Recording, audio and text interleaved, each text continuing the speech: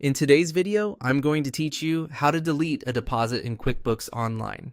If you've ever recorded a duplicate deposit, picked the wrong bank account, or grouped the wrong payments together, deleting the deposit is the cleanest way to fix it. Before we start, a quick note. Removing a deposit can change your reports and affect reconciled balances.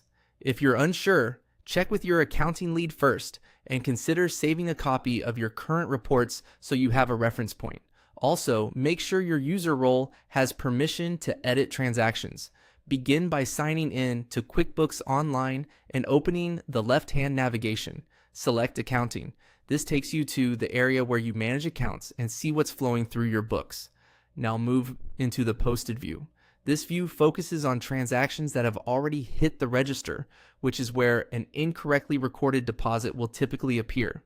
If you handle multiple accounts, confirm you're looking at the correct bank or cash account before you go further.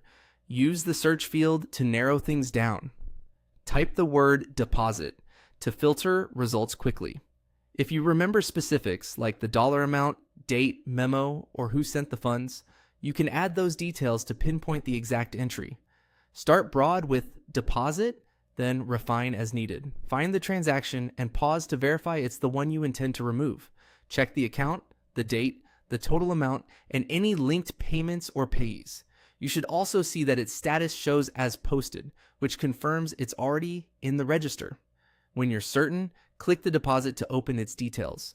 You'll see the full deposit form, including any payments that were combined to make up this deposit. On the deposit form, look for the More option, usually at the bottom or in the form's action bar. That menu contains tools that affect the entire transaction, including delete. If your goal is to remove the entry completely, use delete rather than editing line items. Editing changes the content. Deleting removes the transaction from your books. Click delete. QuickBooks will prompt you to confirm. Approve the deletion to proceed. Keep in mind, this action can't be undone from the form. If you need it back, you'll have to recreate the deposit. Once deleted, you'll return to your list, and the deposit will no longer appear in the posted view.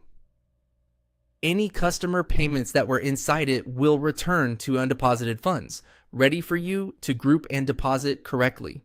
If the original deposit was part of a reconciliation, revisit that reconciliation later to ensure everything still balances.